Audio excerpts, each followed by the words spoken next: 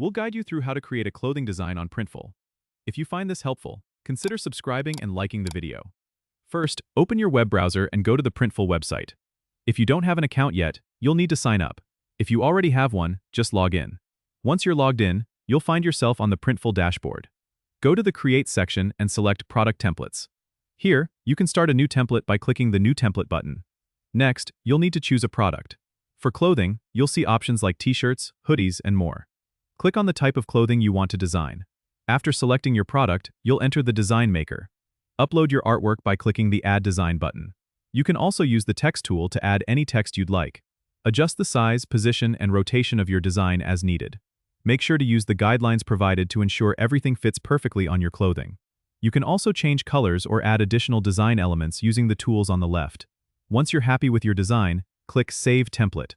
This saves your design so you can use it later or directly add it to your store.